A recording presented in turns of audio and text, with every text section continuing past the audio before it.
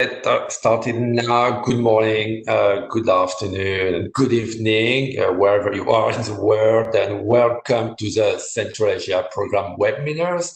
My name is Sebastian Peruz. I'm a research professor working with the Central Asia Program at the Institute for European, Russian, and Eurasian Studies at GW.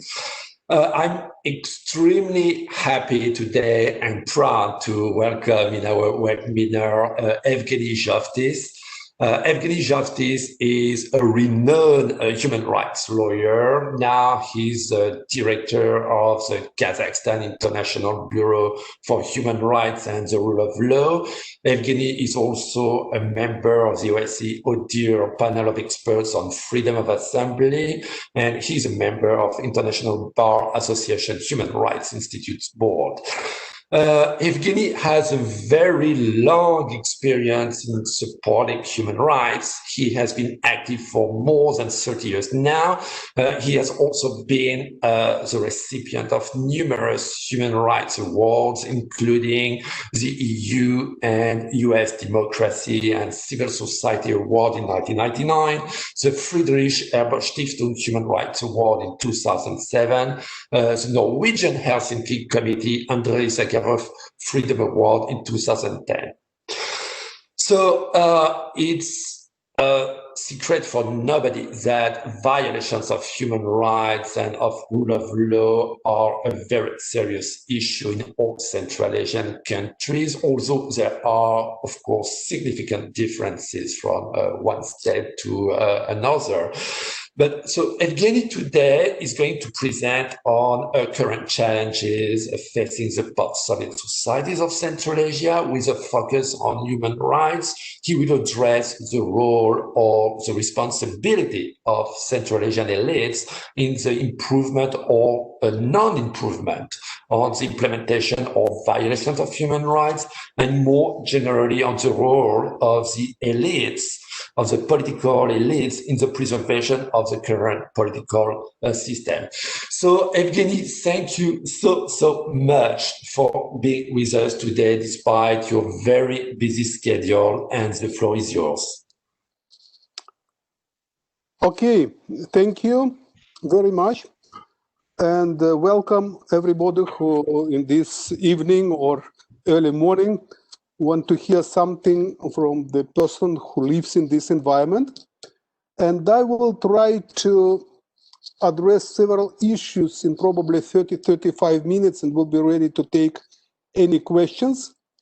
And as a person who was born in the Soviet Union and then lives through all this turmoil of changes, political, economical, to a certain extent cultural, in the modern world and in Central Asia, I will try to address certain points which has which are rooted to a certain extent in the past and which are undergoing certain transition.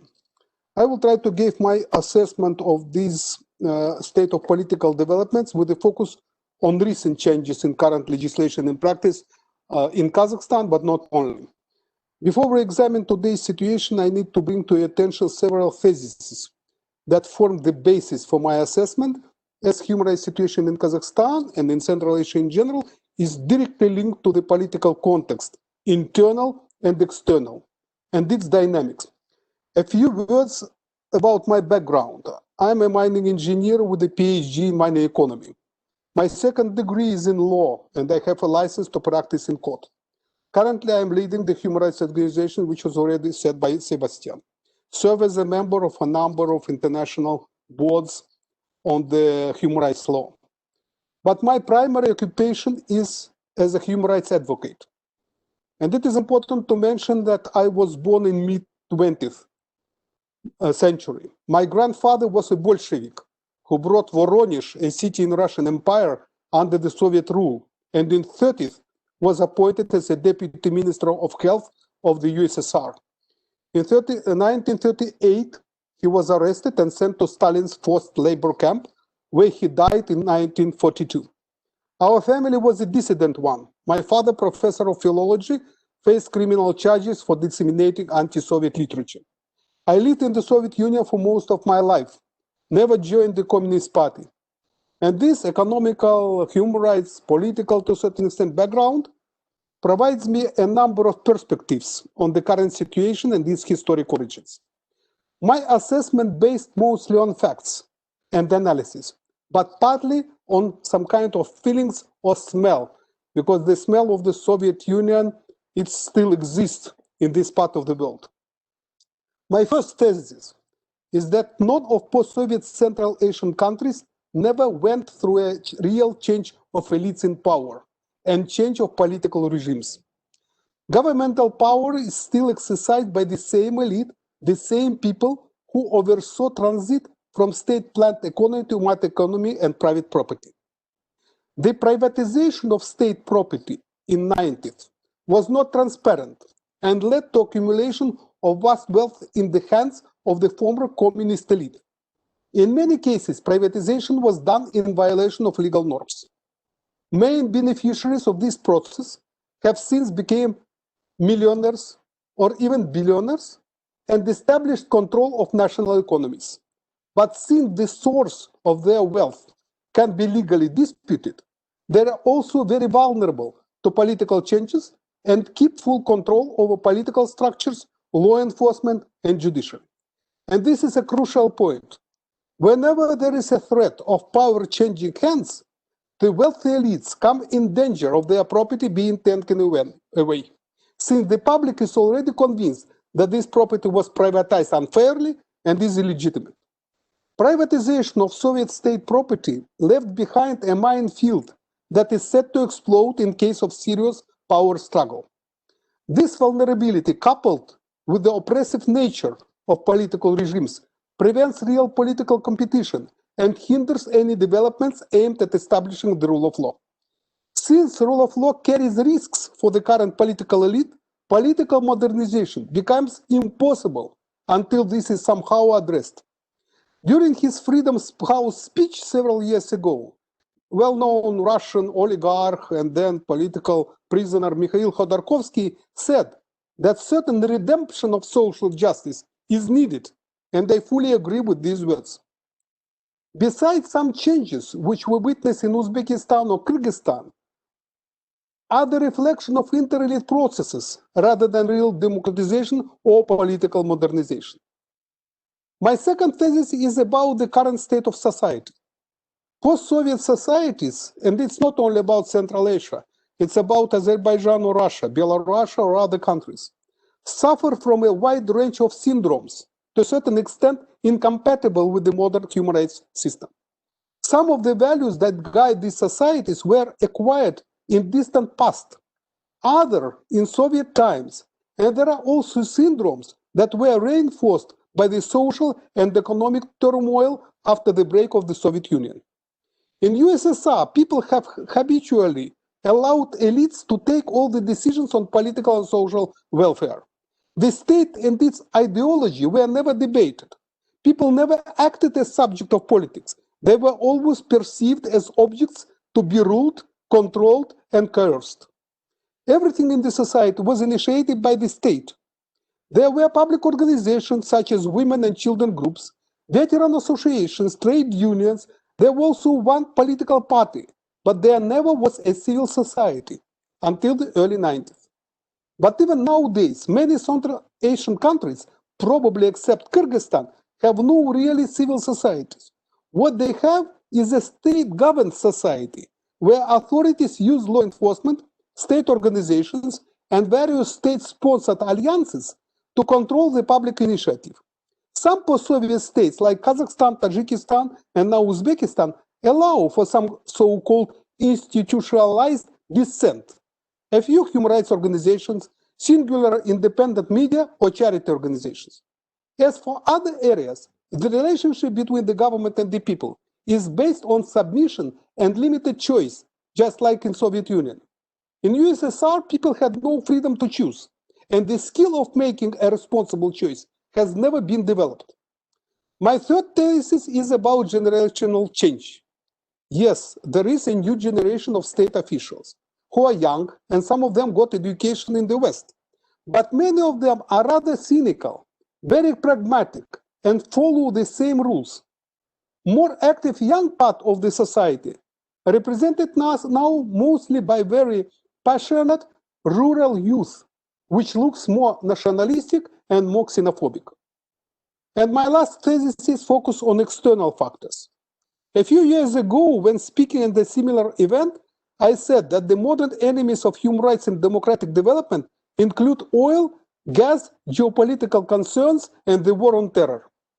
Unfortunately, all of these enemies exist in most of the Central Asian countries: Turkmenistan, Uzbekistan, Kazakhstan, to less extent Kyrgyzstan and Tajikistan.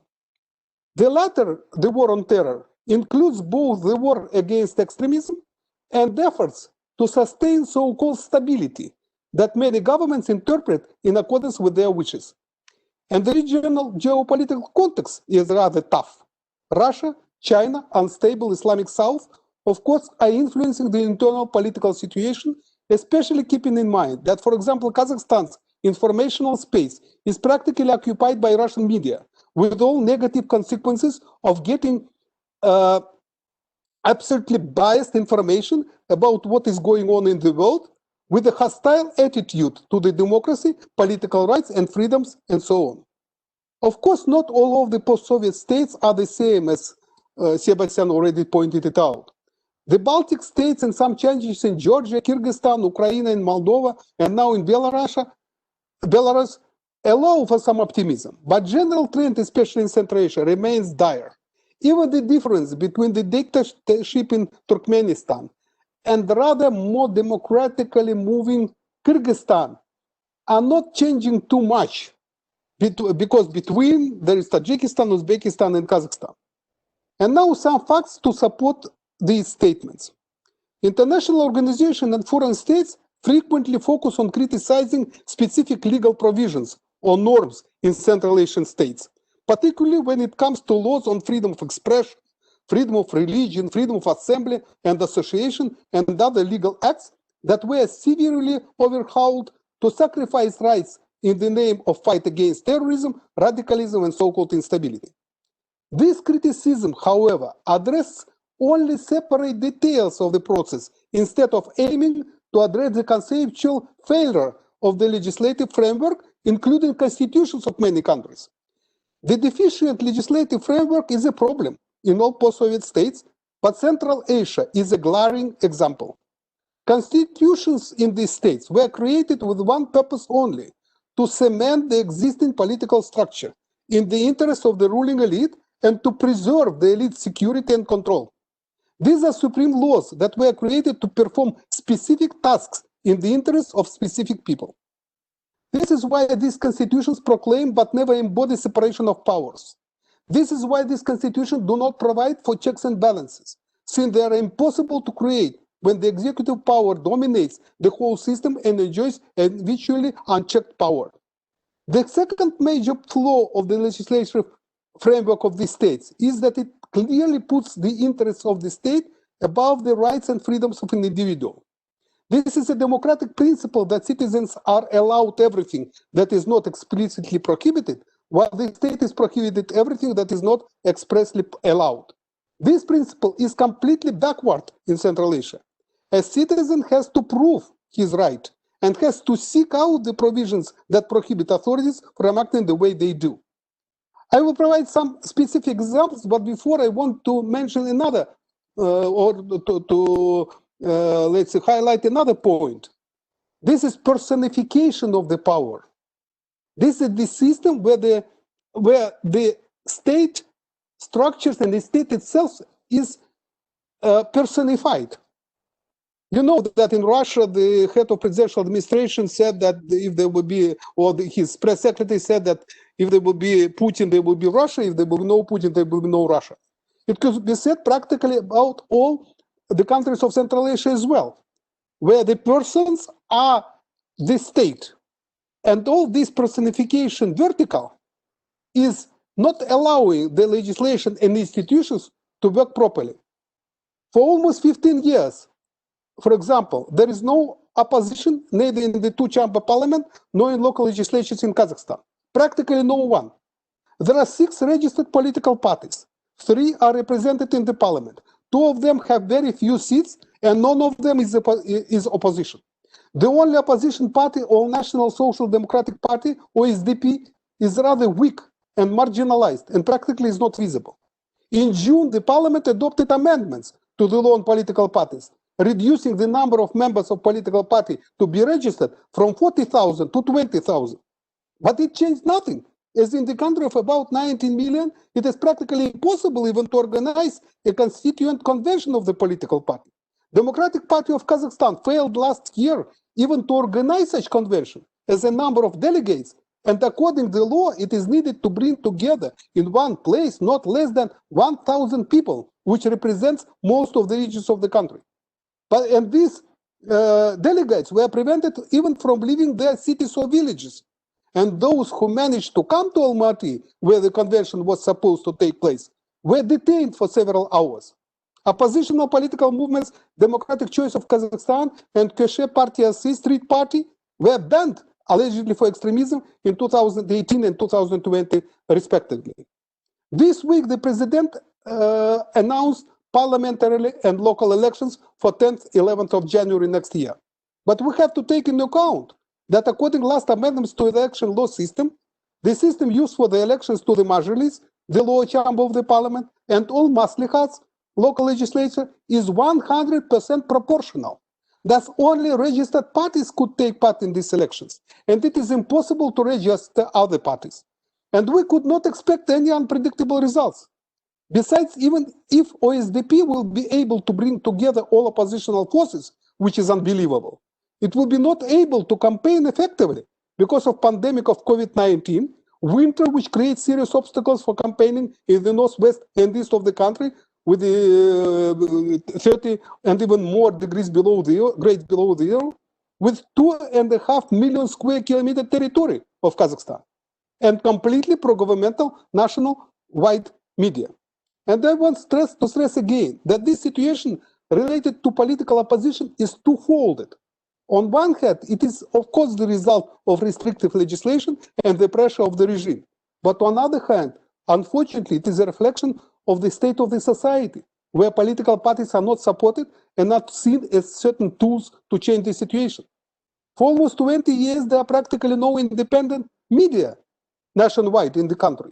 There are no independent TV or radio at all, and very few independent printed outlets like Общественная Позиция or Uralsk Newsweek, and some websites. In June, there was a lot of noise about the criminalization of slander. I heard it from all our diplomats all around the world. But in reality, it is not the criminalization. This crime is now an administrative offense and transferred from the criminal code to the Code on Administrative Offenses. There is no such sanction as imprisonment, but still fines. The Article 130 slander of the criminal code was removed. But there are a number of other articles, like insult, insult of the state official, public insult of the honor and dignity of the first president, public insult on the honor and dignity of the president, public insult on the honor and dignity of the members of the parliament, dissemination of knowingly false information, and some other, which provides a lot of opportunities to prosecute people for expression of their views. All the Central Asian countries, except for Kyrgyzstan, prohibit unregistered public associations. Every country in the region has laws that establish a minimum number of members required to register with an association.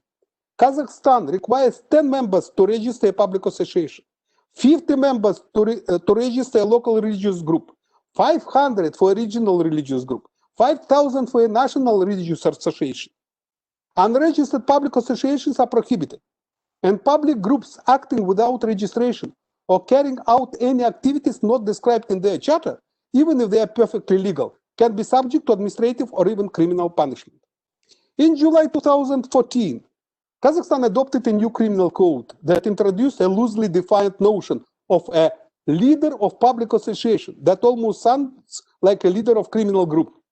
Authorities can arbitrarily decide who is an informal leader of a public association, independently of the person's title, and they can hold this leader responsible for the activities of entire organization.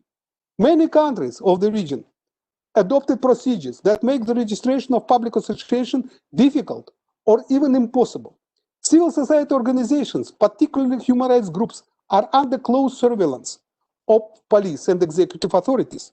A concerted effort is made to discredit this organization, whether through adoption of foreign agents' laws or via biased media reporting or with social network campaigns smearing civil activists and accusing them of betraying national interests.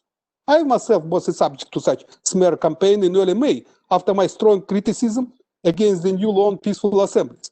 This law is another important step back, because this law introduced a very strange system of notification and authorization with a very strange notion of picket, because according to this law, the picket is one person, let's say, so action of protest.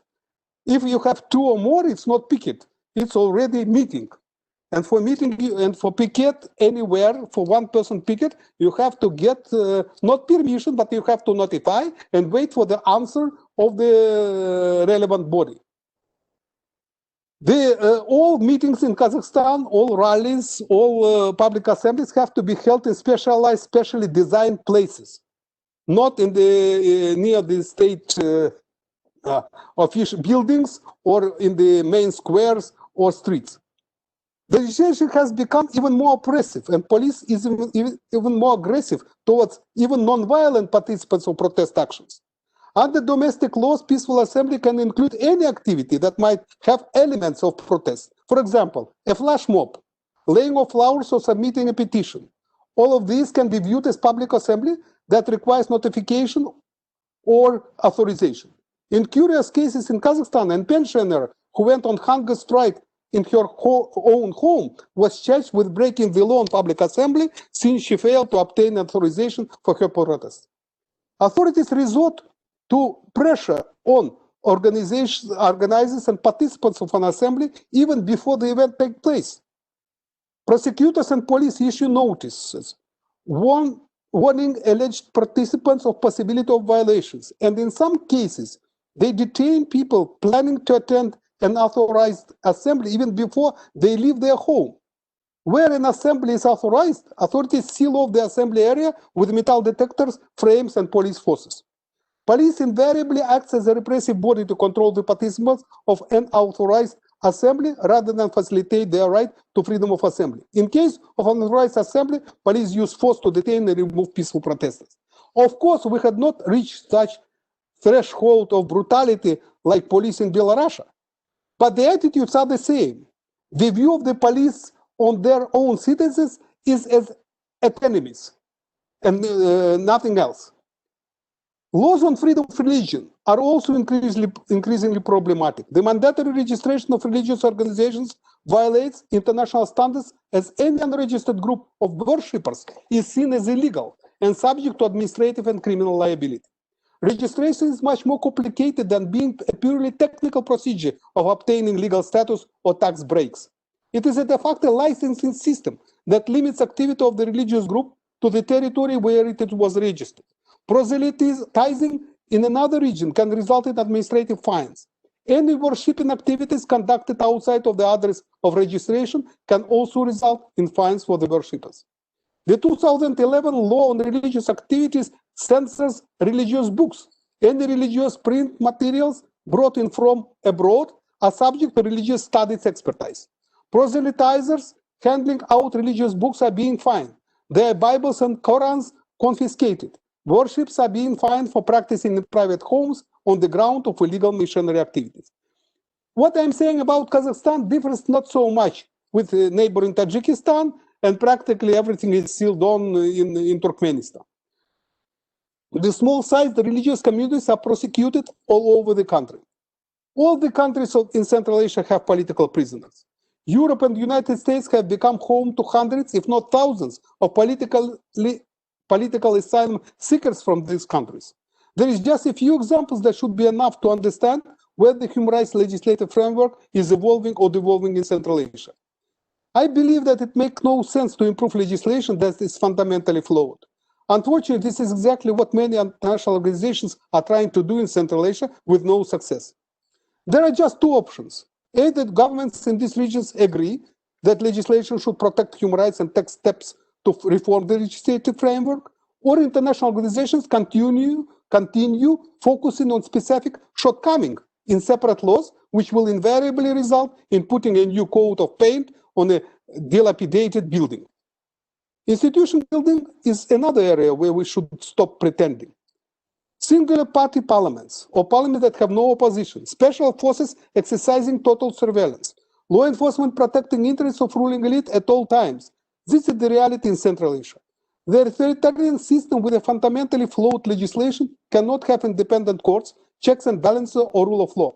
I should add coming from the Soviet past, prosecutor's office, which is procuratura, like the eye of the Tsar. Now it's the eye of the president. To be honest, I do not see any perspective for human rights in the region unless the internal and external political context is fundamentally transformed. We should accept that 30 years after the breakup of Soviet Union, the system and mentality associated with this empire are coming back in full force. Russia is a vivid example of such reincarnation. This fact needs to be addressed and adequate strategies have to be developed to deal with it. Human rights are now being held hostage to the political environment, while this environment remains unchanged at international and national level. There will be no evolution of human rights in Central Asia. And some additional thoughts I want to share. In the modern world, it's clear that the market economy, the modern economy, which addresses the concern of social justice, is one of the pillars of the sustainable development and the competitiveness of the modern countries and modern states. But the market economy could not survive if there is no real rule of law. And the rule of law could not be enforced and could not be maintained if there is no democratic, it's my conviction, democratic way of government. Inclusiveness, participation, freedom, strong civil society, and free media, and so on. What we're witnessing in different Central Asian countries? We are witnessing in Turkmenistan, which is clearly dictatorship. It's close to the North Korea. It's clearly everything is sealed off. They do not recognize even COVID-19 existence. And all these things, no matter to what extent the government is trying to promote and to develop market economy, it will change nothing, and poverty and hunger and difficulties will only grow up. There is no doubt about that. And it is impossible to have the rule of law, because it is not the rule of law. It's the rule of law which is personified in the Turkmenbashi cult. If you are turning to the Uzbekistan, of course there is some development, because Mr. Mirziyoyev is much more pragmatic in comparison with Mr. Karimov. And he, of course, wants to make some technocratic changes. But he is the part of the same elite. He could not destroy this system. This is one inter-elite group replace another inter-elite group. To what extent this new group is able to move forward, it's very difficult to say. Yes, I understand that Uzbek society, Kazakh society, and Tajik society is not able to make change from the bottom up. But, and of course, inter-elite processes and splitting the elite are very, let's say, so important to make certain changes. But we will see. Kyrgyzstan, we're dealing with the change of power, with the strong civil society, but with some kind of clan criminal motives and drive forces. And it's very, and the rather poor country, it's very difficult to, let's say, to make certain perspectives, because there is still no democratic institutions built up. There is still no rule of law in the sense we want to have it. And finally, Kazakhstan, where we have the very strange two-president system with the two towers in place, and which, of course, the leaders of which are clever, and it is a relatively rich country, and they are trying to maneuver, and they are trying to, let's say, to improve the system, and they are trying to build the modern economy, and they try to build the new institutions. But I do not believe that it is possible to do, because with this nature of the elite and this status of the society at this point, it's very difficult to build up strong institutions to have the rule of law. And thus, any time, and this is my final probably point and thesis, that any time when I see a number of reports, analysis, researches, and so on about Central Asia, I see two problems from my point of view. Problem number one, that a lot of focus is made on security, economy and development and regional cooperation without enough understanding of these political processes, its minefield and its problems which are rooted in the past and which are not overcome. And that's not too much is, yes, of course, there is a lot of focus to the rule of law and to human rights, but not enough. Because we will not have security, we will not have real economy, we will not have social justice unless the political reforms will be done and the rule of law and human rights will be respected. And finally, another point, which is the part of this final point, is regionality. I'm fighting with the perception in the US State Department or in the European structures with this so-called regional approach. I like regional approach, but in a very limited, very limited space. It's good with the regional approach economically. It's good with the regional approach from the point of water supply and the trans-border issues, migration, and so on. But these countries are so different, some of them in their culture, some of them politically, some of them in their development of institutions and so on, that's trying to bring them together in one regional approach, from my point of view, is not working. And sometimes it's creating a confusion because it is not the way, especially keep in mind how this system is trapped between Russia and China. And if you're looking at these geopolitical trends, you see how different countries are trying to find some different, supporters and allies around, and appealing to some to US, some to European Union, somebody to those who have money. And in that regard, they're not inclined too much to come together, merely because of this political difference. But this is probably the theme for another webinar. Thank you very much, Sebastian, and I welcome any questions. Thank you so much, Evgeny, for this excellent presentation. I mean, your talk and your analysis are all the more important, all the more valuable that once again, it is based on your long 30-year experience in Kazakhstan and Central Asia, and on your very substantial knowledge on both Central Asian societies and human rights. So we'll have now indeed a Q&A session. I remind that anybody can ask questions in the Q&A and chat box.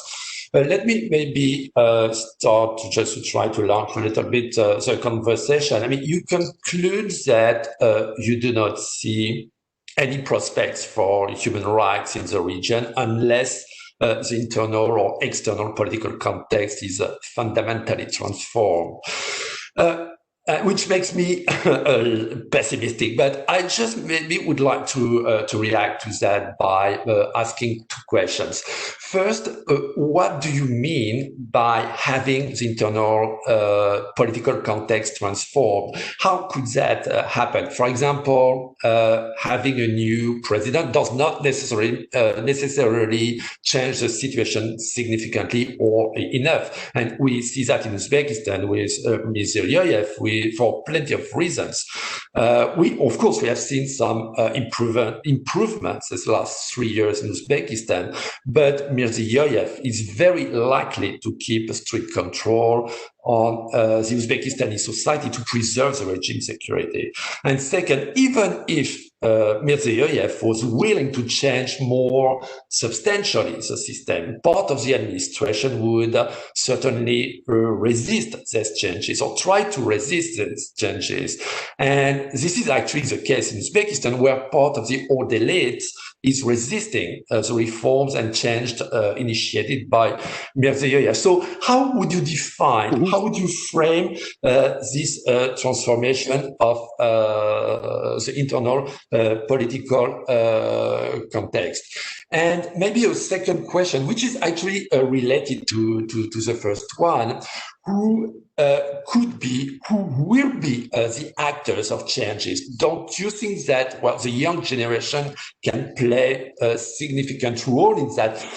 In your presentation, I mean, you very rightly, I agree, you rightly mentioned that there is a new generation of state officials who were trained abroad, including in Western countries, but who are, as you say, very pragmatic and just follow the same rules as the old elites to save regime security and their financial interest.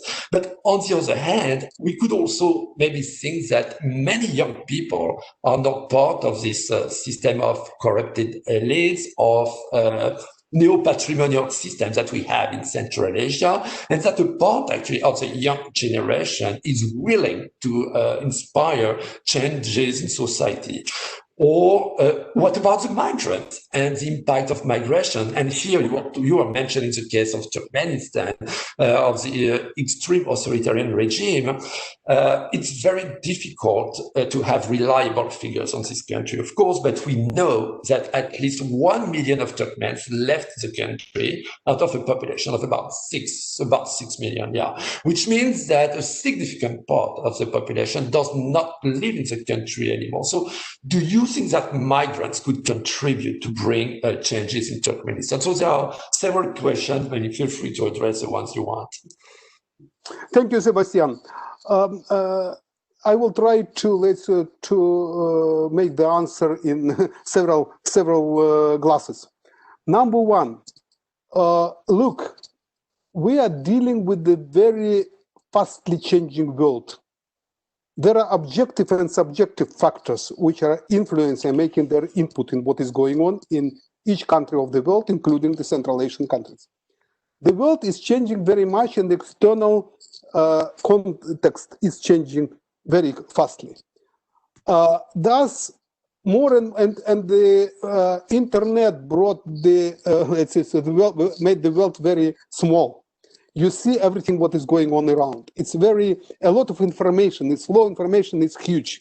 The people could compare and could see what is going on around them.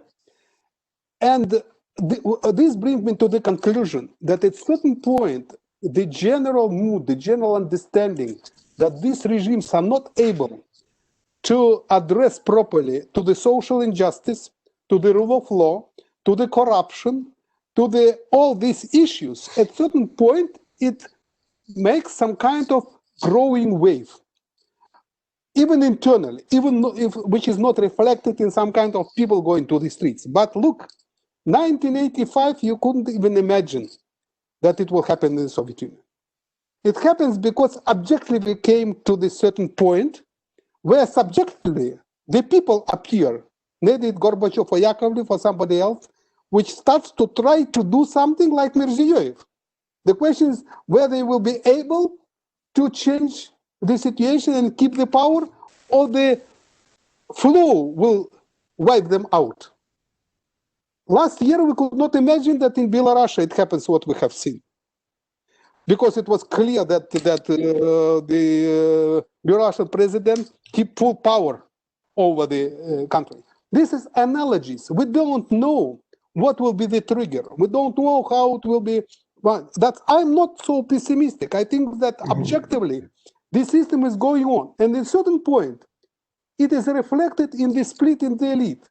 Look at the Ukraine, look at the Georgia, look at Ukraine. Everywhere you could find that the elite starts to be split and more pragmatic. And in this case, you are right. This young generation of state officials, this who studied abroad, even if they were, let's say, so at this point, learn the rules of the game, are cynical and so on. But at a certain point, they look at the more technocratic, pragmatic way of moving forward for modernization.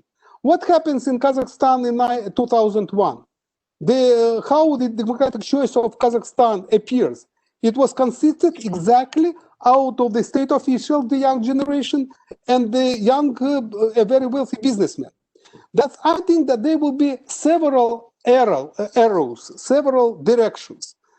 Objectively, the situation is changing. The more you are having the understanding of how the world is developing, the elite will be split because it will be not able to keep the power as they did it before.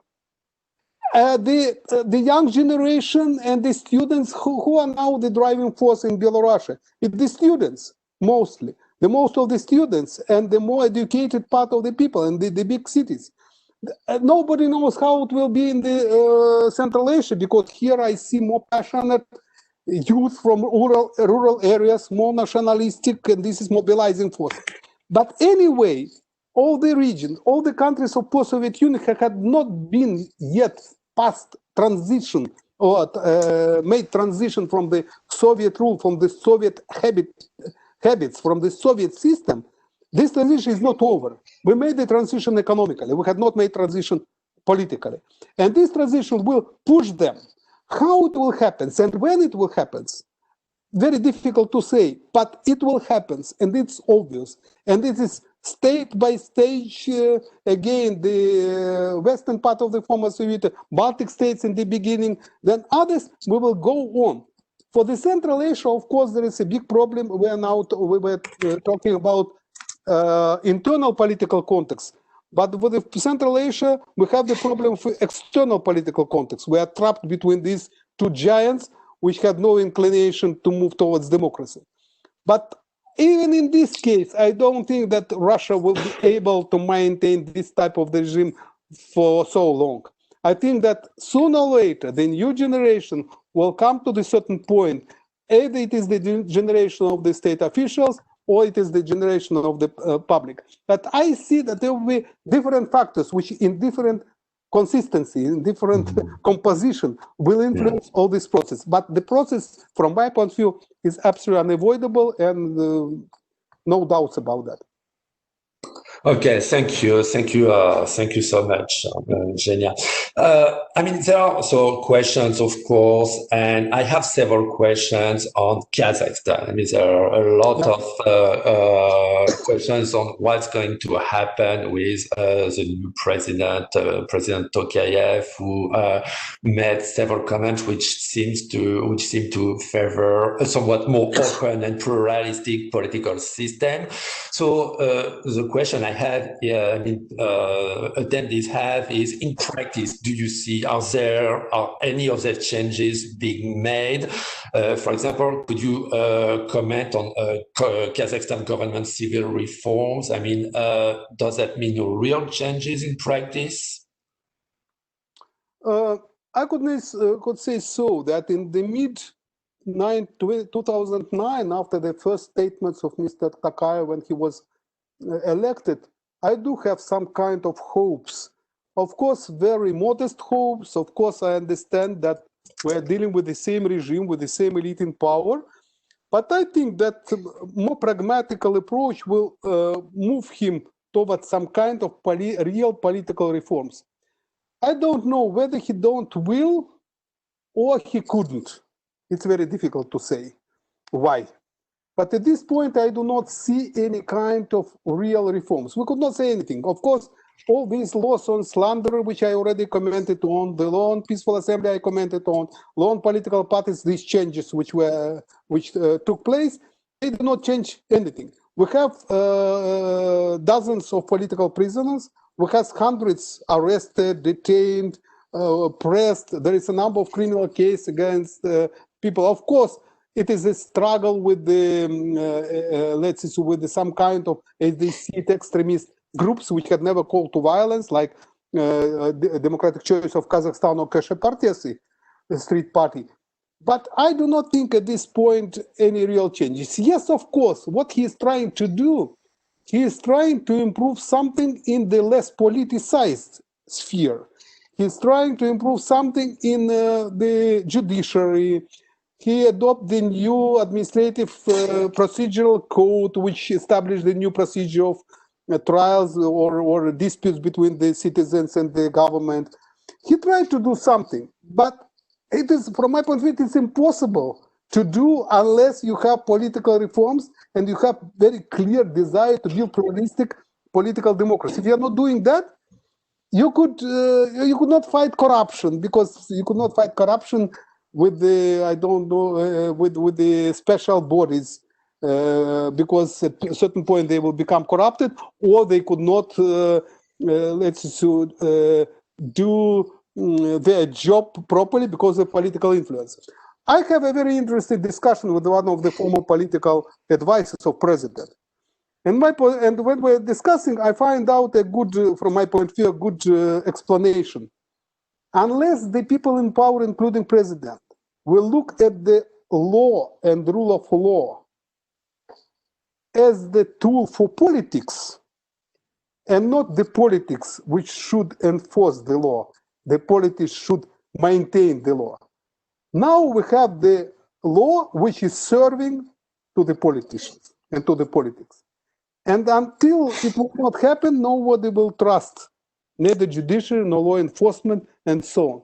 And this is a problem. Yes, of course, they see these challenges, they see these problems, but at this point, I do not see real changes. They try to convince me, I have a lot of discussions with the state officials, they convince me that we need time, that we have to step by step. But I already watching these steps in my life for 30 years. And I do not believe that we need too much time for that if you really want these changes. And again, as I told you, we still have this two president system with the ruling party and the elite, which is controlling this ruling party. And until it will happen, we could not expect any real changes. All right, thank you so much, Yevgeniy. As you are a lawyer and a human rights defender, I have some questions, more specific questions actually, on some current laws in Kazakhstan, and especially on the foreign NGOs. And the question is, the law on foreign NGOs in Kazakhstan, is it the same as in Russia? For example, does Kazakh law identify any undesirable organization as it is done in Russia? Could you just comment briefly on that? Yes, of course. No, hopefully we do not have such kind of laws at all. There were attempts to adopt not similar law, but law moving in that direction. But at this point, the only changes in Kazakhstani non-profit law and NGO law is that NGOs which are getting funding, any funding from abroad, have additional reporting obligations, either to the authorized body, the Ministry of Information and Social Development, or to the tax services. This is additional reporting requirements. But there is no any undesirable organizations. Foreign organizations are working freely. Some of them are working inside the country. They are visiting. In this respect, it's more or less the same as it was before. It's not the Russian draconian law. Okay, thank you. Another question is, of course, related to what is currently happening in Belarus. So what do people in Kazakhstan generally think about what's happening there? Does this change, regarding this change, is anyone thinking about the possibility for bottom-up changes in Kazakhstan? And I would extend the question actually to other countries of Central Asia. I mean, based on your knowledge, how do you think people view these events in Belarus, and do they expect from that some possible potential changes in their own country? It's very interesting that if we are comparing with the assessment of the same developments, for example, in Ukraine or Georgia in previous years, in this case, there is much less, let's say much less understanding or assessment of these events like color revolutions or Western involvement. And this is a good sign, that the people now didn't think that all these Belarusians went to the streets only because they were, let's say, paid by Soros or by somebody else, as it was with the Ukraine and Georgia. And the Russian, the Russian media for some time were not so aggressive against these protesters. And in first maybe month or a month and a half, they were taking a neutral position and provides more relevant information. Yes, of course, there is a lot of support to the Belarusians in that regard, but I could not say that it could be a trigger. At this point, the people are looking what will be the outcome, how it will be ended up. Of course, there is no any kind of good feeling about Lukashenko. And of course, all this brutality of the police, of course, create the anger as well and the support to Belarusians. And of course, in the side of, especially of the Kazakh national patriotic movements, there is a lot of support to Belarusians who are fighting for their language and for their culture and so on. But at the same time, it's more difficult to say. The same could be said about Kyrgyzstan. It's very difficult to say how it reflects in Tajikistan and perceived in Tajikistan and Uzbekistan.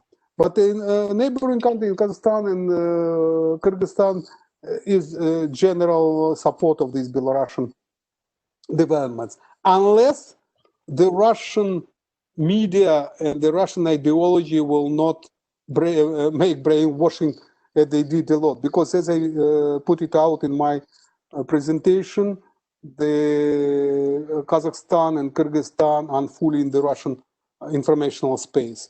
The Russian-speaking population, including most of the Kazakhs who are speaking fluent Russian, of course, they're getting information and they're looking at what is happening in the world through the lenses which are provided by the Russian TV.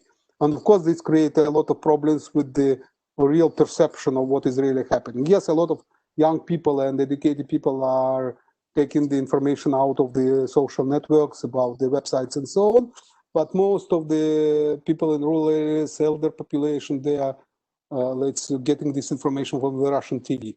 And as Russian TV is presenting it, that's creating more or less the general, perception of what is going on. Thank you. I have questions, of course, on Kyrgyzstan and the events going on now in this country. And one of the main questions is, how do you think that Soviet-style systems of protection of elites and their money interest is affecting developments and the change of government in Kyrgyzstan? Again, please repeat. How do you think that the Soviet-style system of protection of elites and the money interest of these elites is actually affecting the changes, the developments which are going on now in Kyrgyzstan? I think that the influence of Soviet system and Soviet system of protection and money, of course, is important. But I think that is more important the influence of the regionality and clan system rather than the Soviet, because it is the traditional, redistribution of power. It's traditional system which exists even before the Soviet Union, and as a result of that, at a certain point, these developments and some changes in power, they are linked to the ability to mobilize your supporters through the regionality and clan system, sometimes even with some kind of criminality involvement.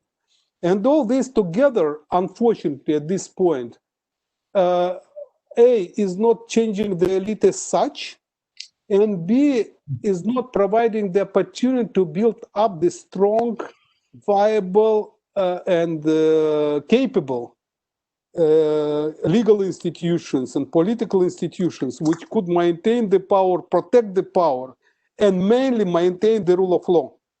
And this is a serious problem that I think that this clan system, regionality, and to some extent criminality, they are influenced much more than these what you told about or asked about. Thank you, Evgeny. I have questions. I mean, I received some questions also about religion and the religious element in Kazakhstanis or overall Central Asian societies. So the first one is on Kazakhstan. Kazakhstan claims to be in the process of reforming its regulation of religion. So what kind of changes actually would you recommend as a lawyer? And the second question related to religion is how much resistance to changes or modernization or whatever comes from the Islamic religious authorities in Kazakhstan or beyond in other Central Asian countries? I will start with the second question. It's in Soviet Union, the religion is practically dominated by political power. The religious let's say the spiritual leadership in Kazakhstan is appointed or elected through the procedures which are fully controlled by the government. That's it was like in the Soviet Union. Everything is agreed. That's the mosque, the official mosque had never played its own game. Yes, of course, they are looking at the mosque as a mobilizing factor, as the factor for ideological control and so on, but not politically. The mosque is out of politics in that regard. It's probably is influencing cultural issues, spiritual issues, but not the politics. But I don't think that they are influencing too much. There are more influence. The same could be thought about the Russian Orthodox Church, which affiliation we do have in Kazakhstan. They are, of course, not influencing. Look at the Russian leader of the Russian Orthodox Church. He is following Putin, and that's all. He's not making his own political stance. What about the, as I understand, legislation on NGOs? Yes, you're interested in yes, about legislation on NGOs. The first question was about, yeah. No, about laws on religion that Kazakhstan seems to be willing to reform. Sorry. Yes, laws on religion. I think that what we should do, of course, I have the program maximum and program minimum, or desire maximum and desire minimum. Desire maximum, this law should be repealed. We do not need to have these special laws. We do have already the registration, loan registration. We have the law on non-profit organizations and the public association. Then we don't need to have the special law on religious association. They do not differ too much from the public association as such. And we do have the criminal law and administrative law and all other these laws which we could use if there will be the violation of some kind of laws in relation with the religious activities.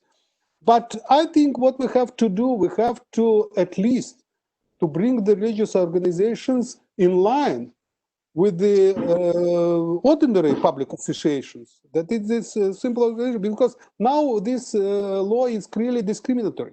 It's clearly make the religious suspicion is the presumption of guilt of the censorship. It's a lot of things which happens, and I don't know what for, because most of them are peaceful, and those who are not peaceful are creating problems.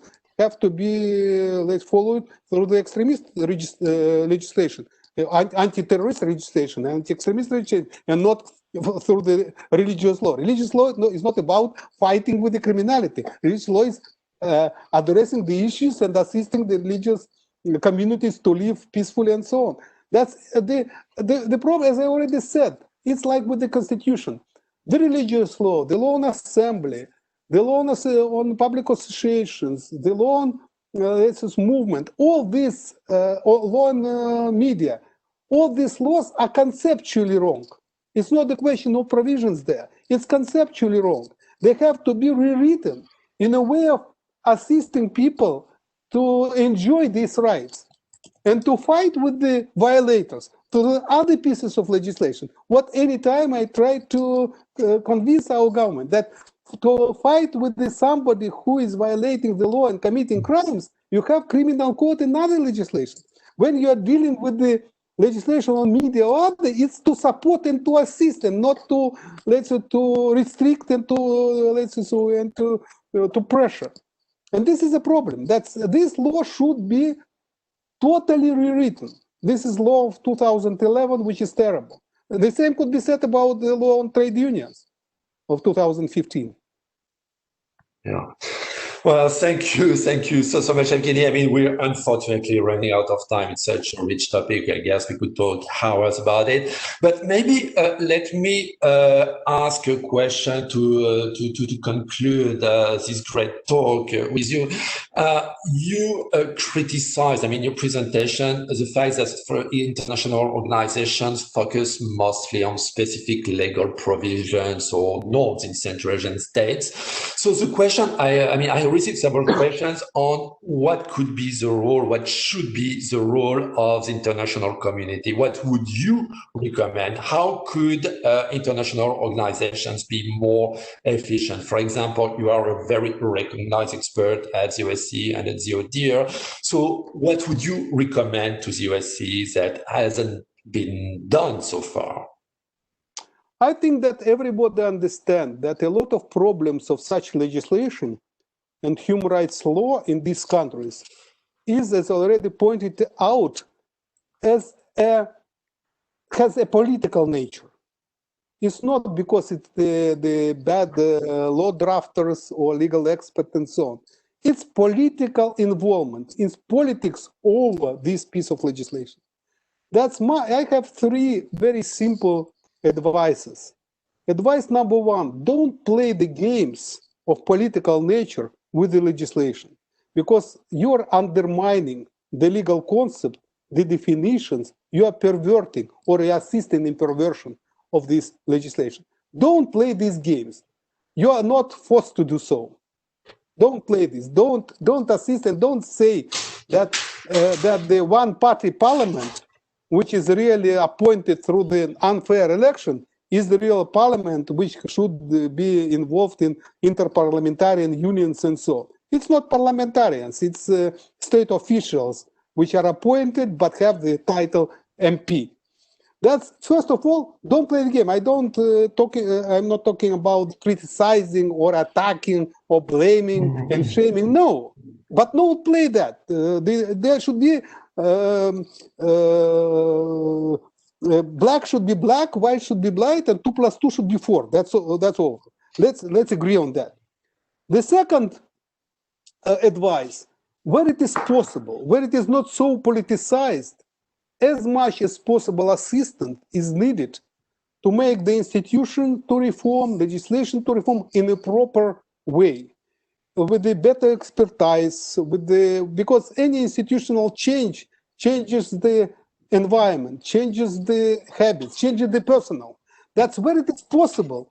Do your best to do so.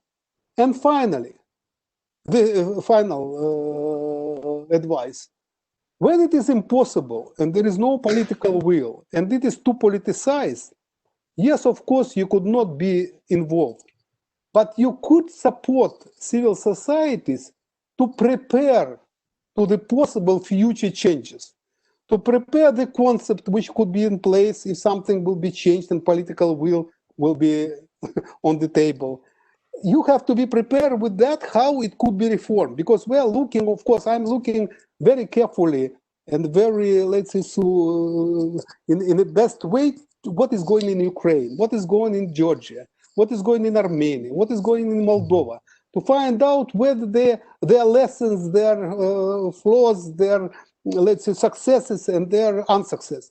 But we have to get lessons out of that, and the national community to support us, that we, if the situation will change and we'll have the opportunity to change that we will not make these mistakes. That is three very simple and very clear patterns of behavior.